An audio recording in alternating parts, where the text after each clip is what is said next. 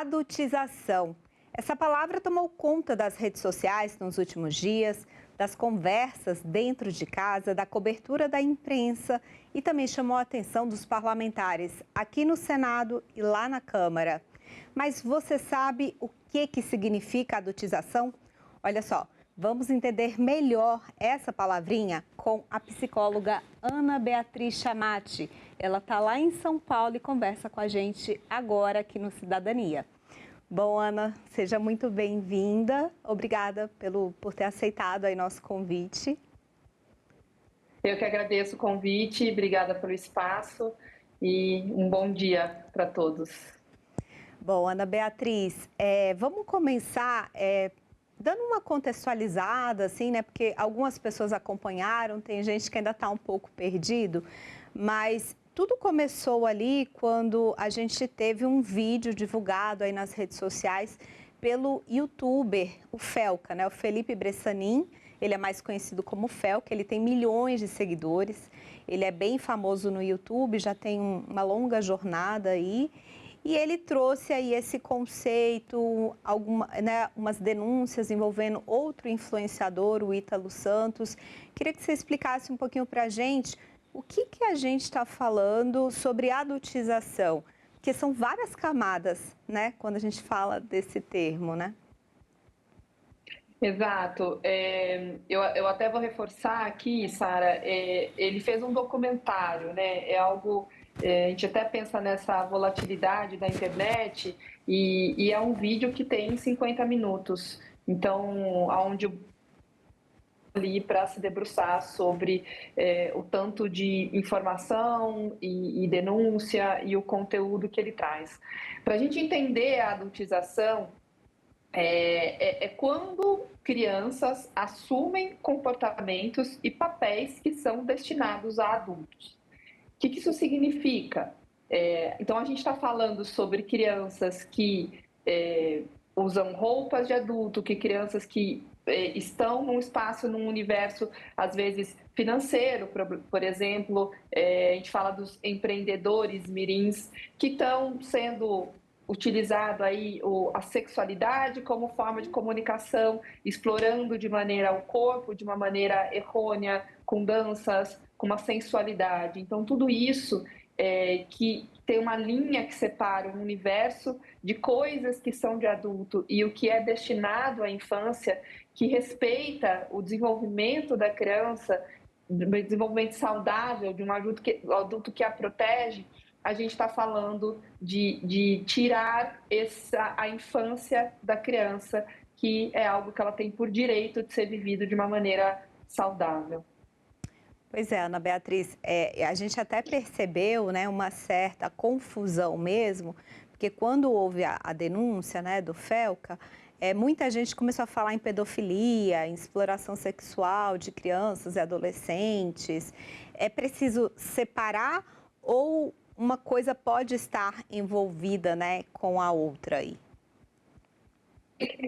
Eu diria que as duas coisas, é preciso separar e pode estar envolvido. Então, assim, a gente pode falar desde um abuso psicológico, físico, sexual, uma negligência por parte de um adulto parental, né, que protege, que é responsável por uma criança, até algo mais grave. Então, você tem desde uma criança que está sendo exposta, um adolescente que está sendo exposto à tela, que não tem uma qualidade do que está sendo visto, que vê com uma frequência muito alta, que está sendo influenciado em termos até pela formação da identidade dele, pelo conteúdo que ele está assistindo, até algo muito mais grave. Né? Então, são várias camadas. Eu posso estar ali na minha família, no meu dia a dia, e eu estou comprando um sapato de salto alto para minha filha, eu estou pintando a unha, eu estou fazendo cabelo, eu estou vestindo ela com elementos do universo adulto, até algo mais grave, que seria uma exploração sexual, dentre outras questões. Mas elas podem estar relacionadas. Pois é, Ana Beatriz, você falou aí da questão, né? Às vezes a pessoa está ali pintando a unha da filha, comprando salto alto. Como é que a gente reconhece o que é adultização? Quando já está no limite ou já ultrapassou o limite?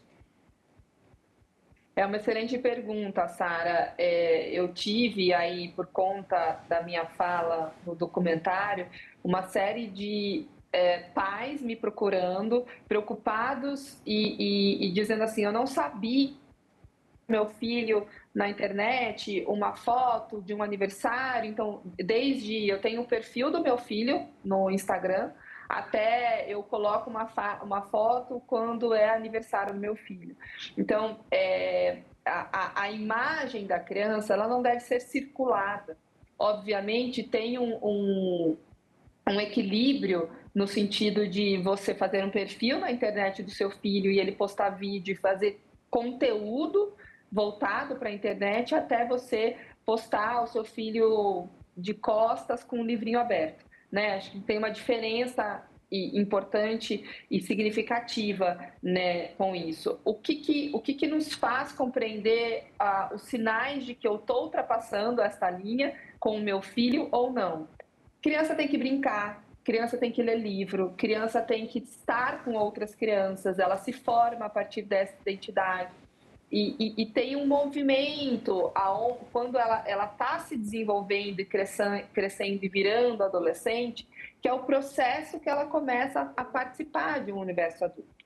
O que é muito importante dizer é que ao longo da história da sociedade, o lugar da infância ele foi se modificando e ele inicia como um lugar negado. Posteriormente, em Revolução Industrial, a gente começa a ter um sentimento de infância mais próximo do que a gente tem hoje, mas a gente está sempre nesse processo de... O ECA vem muito forte, né, para defender os direitos da criança. A gente está sempre num processo de entender esse lugar, porque a criança não é um terceiro adulto na relação do casal, a criança ela não tem que tomar decisões financeiras, a criança precisa ter respeitado um lugar de construção da identidade, da sua essência, pelo que ela é e não pela imagem. A gente já tem uma sociedade que impõe muito a importância da beleza, da estética, né? No Brasil isso é muito valorizado. Então, quando eu começo muito cedo a trazer esse universo para o meu filho, desde maquiagem, como a gente falou aí do esmalte, o sapato, a vestimenta, então eu preciso, na dúvida, eu posso procurar um especialista, mas eu preciso respeitar essa criança nesse universo que faz parte, que vai respeitá-la nessa construção. Ana Beatriz, você falou aí também muito dessa questão assim, né, a dificuldade que os pais têm, às vezes, de saber, estou expondo meu filho, não estou expondo, isso aqui já é um sinal de adultização, né? Até relembrando aí, é importante a gente destacar, depois a gente vai falar sobre isso, que você participou, né, desse documentário com o youtuber, com o influenciador, o Felca. Depois queria que você falasse um pouquinho disso, mas antes acho que ainda é importante a gente alertar. Existe uma idade para esse adolescente estar acessando rede social, para estar consumindo esses conteúdos? Como é que fica? Porque eu entendo o lado dos pais também, né? Como é que eu vou regular a minha criança? Como é que eu vou regular o tempo de acesso? Você como profissional, existe um caminho menos, vamos dizer, mitigar aí os efeitos, né? Reduzir danos, vamos dizer assim, porque eu acho que não tem um caminho saudável com tanto excesso de tela e celular. Mas como profissional, existe um caminho que seria menos pior, vamos dizer assim? Cara, eu acho até que dá para dizer sim que a gente poderia ter um caminho saudável nesse sentido, né? O que, obviamente, a gente vai falar, é sempre melhor prevenir. Então, o meu filho, ele deve, até os 2 anos, não ter acesso nenhum à tela. A partir dessa idade, um consumo de 1 hora com supervisão parental. Então, e aí essa supervisão, ela acontece em termos de qualidade do que é assistido. Então, eu tenho desenhos que são voltados e saudáveis, que ensinam coisas, comportamento moral, ensinam ética, ensinam matemática, ensinam você ser voltado para o outro, que o movimento do desenho não é tão rápido, que o som é favorável a criança estar mais calma, tem desenhos que são favoráveis à criança ter uma agitação, e o desenho traz um movimento muito rápido.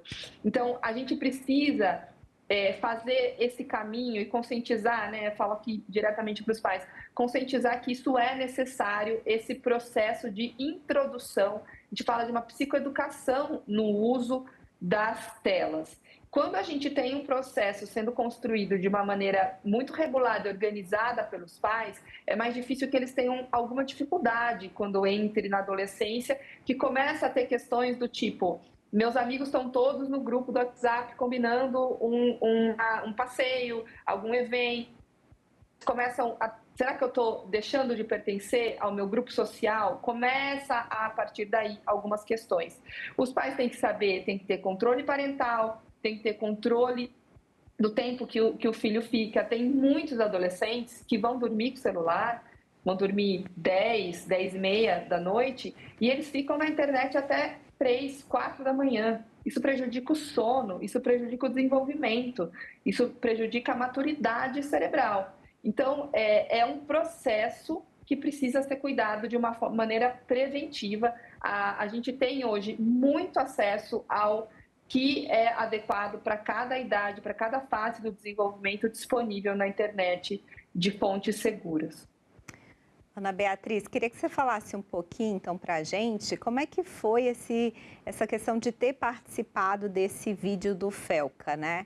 Ele te procurou, o que você achou dessa repercussão?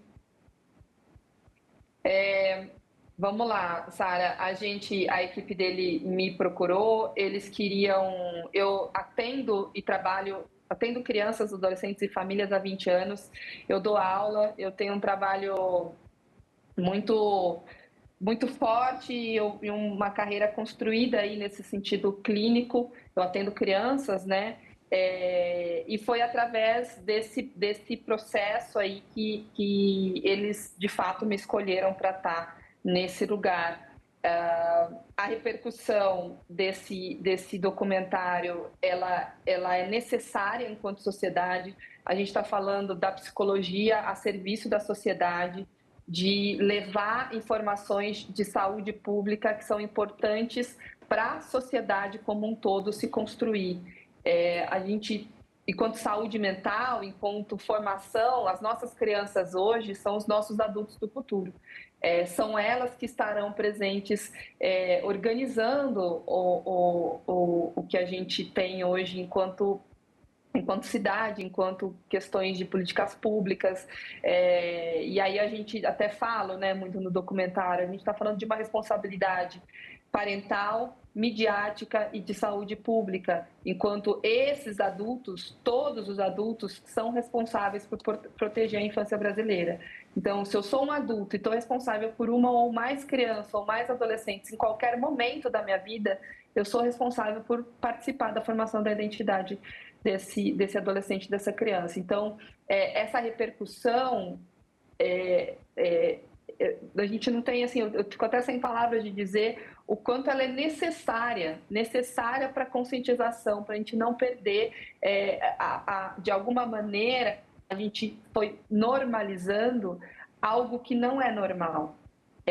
Infelizmente, é comum, e aí eu separo uma palavra da outra, é comum a gente falar que tem uma criança ali sendo exposta e dançando e expondo o corpo e sendo um empreendedor mirim, preocupado em ser rico quando adulto, e ele deveria estar brincando. Então, quando a gente normaliza o que deveria ser estranho, tem alguma coisa errada enquanto sociedade. E aí esse documentário vem para bombar mesmo, no sentido de, a gente não pode mais fazer isso e é responsabilidade nossa, enquanto adulto, sociedade, mídia e saúde pública.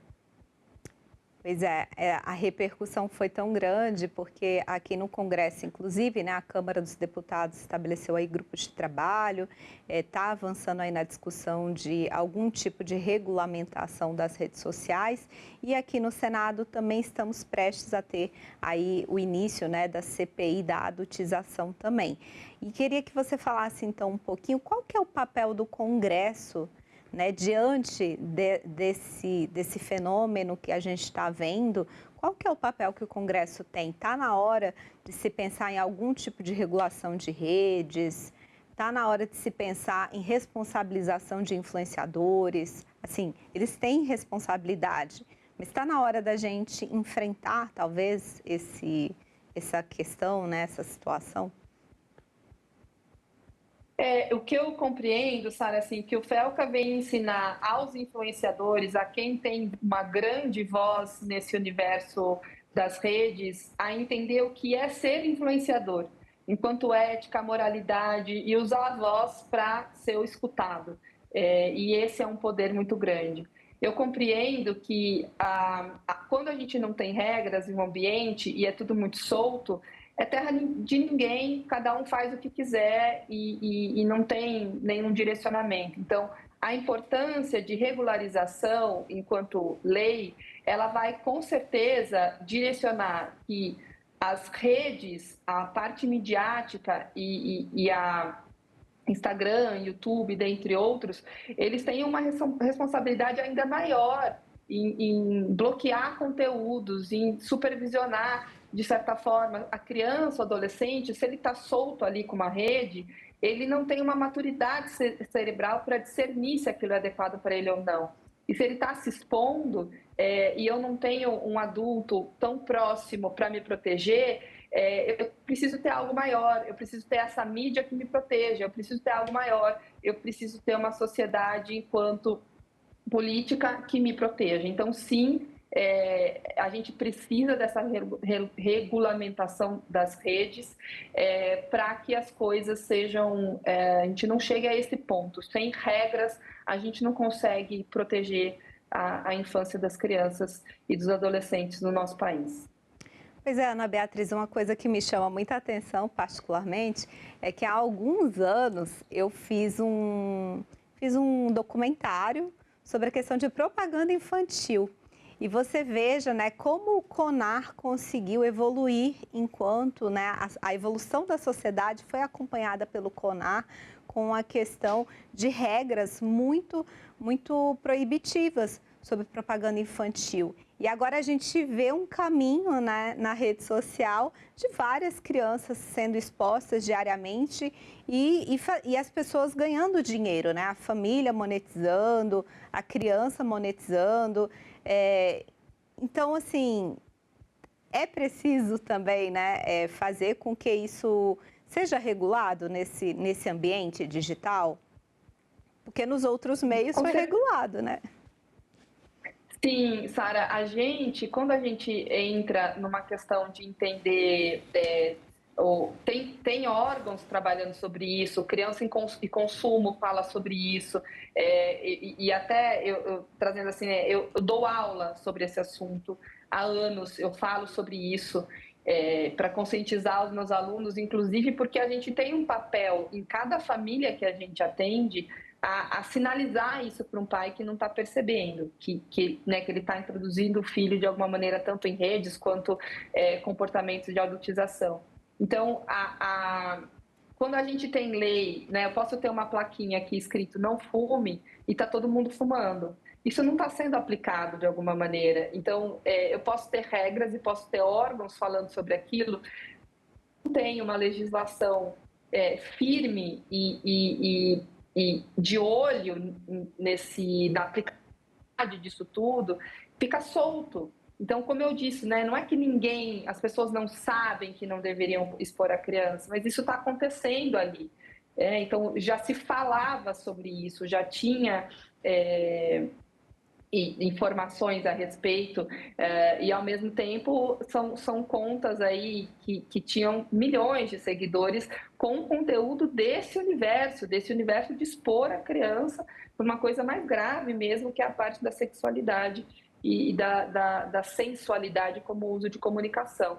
Então, o que eu vejo é que tornar assuntos como este de uma maneira midiática, e de novo, como o Felca consegue, nesse momento, fazer um caminho de ensinar o que é ser influenciador de verdade no país, a gente dá voz para que tudo que já se falava e tudo que tem pessoas muito relevantes nessa área falando sobre esse tipo de proteção para que isso seja de fato aplicado e regularizado. Ana Beatriz, aqui no Congresso a gente tem uma grande discussão que é a questão dessa regulamentação, né?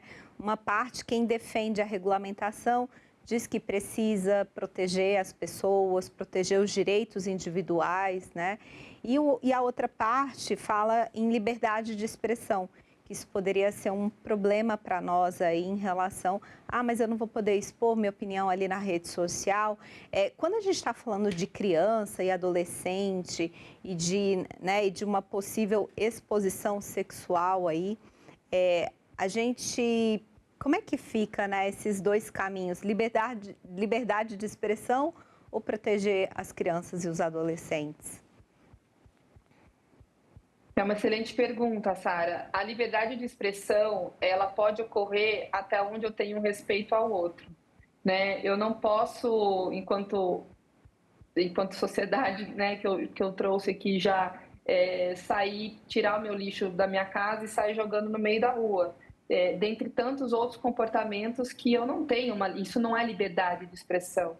Isso é desrespeito à minha cidade, ao meu bairro, às pessoas que moram aqui, né? Eu não posso soltar o meu cachorro na escada do prédio e no lugar comum social e deixar ele livre e fazer cocô e xixi onde ele quiser. Eu preciso ter cuidados enquanto sociedade, enquanto viver em grupo. Então, existe a liberdade de expressão para conteúdos nos quais eu posso, de fato, ter uma liberdade de expressão. E tem outros que diz respeito a viver em sociedade, a proteger a infância, né, até onde eu posso expor minha opinião. Então, a gente tem que ter esse equilíbrio. Eu preciso, sim, regulamentar para proteger criança e adolescente de coisas que não têm um significado de liberdade de expressão. Colocar uma criança dançando, expondo o corpo, dentre outros tantos conteúdos. Eu cheguei, inclusive, a receber desenhos de livros voltados com temática desse Bob Goods, por exemplo, voltados para adulto, com conteúdo sexualizado, em contas, misturado com desenhos que são direcionados para criança, com conteúdos de infância, tudo misturado ali. Então, se eu não tenho, isso não é uma liberdade de expressão, isso é um desrespeito à infância. Então, eu preciso ter isso separado, eu preciso regulamentar o que desprotege e permitir o que seria a liberdade de expressão, até onde eu respeito o espaço do outro, a vida do outro e eu aprendo, estou vivendo em sociedade, em grupo. Ana Beatriz, agora em julho a gente teve o aniversário do ECA, né, que é o Estatuto da Criança e do Adolescente. A gente já tem um ECA crescidinho, já está com 35 anos. Eu queria que você falasse quais os desafios daqui para frente, né, para os próximos 35, porque esse é um fenômeno, né, a partir aí das plataformas digitais, a partir dessa vida mediada por algoritmos que a gente está vivendo, também muito segmentado, bolhas, nichos, cada um só consome o que quer, só tem acesso a um tipo de informação muitas vezes. Quais são os desafios, Ana Beatriz, enquanto profissional, que você enxerga para os próximos anos? Tem muito desafio pela frente, especialmente em relação a direitos de crianças e adolescentes, né? Nesse movimento. E a gente ainda vai jogar um novo temperinho aí, que é a IA, né? Porque a inteligência artificial cada dia é mais sofisticada. Então, tem muito trabalho pela frente, na verdade, né? Temos muito trabalho pela frente. O ECA, vou falar assim, de questões que o ECA traz, que a gente ainda não alcançou saúde básica, de saneamento básico para todas as crianças. Então, a gente tem desde contextos desse tipo até alcançar questões voltadas para a IA.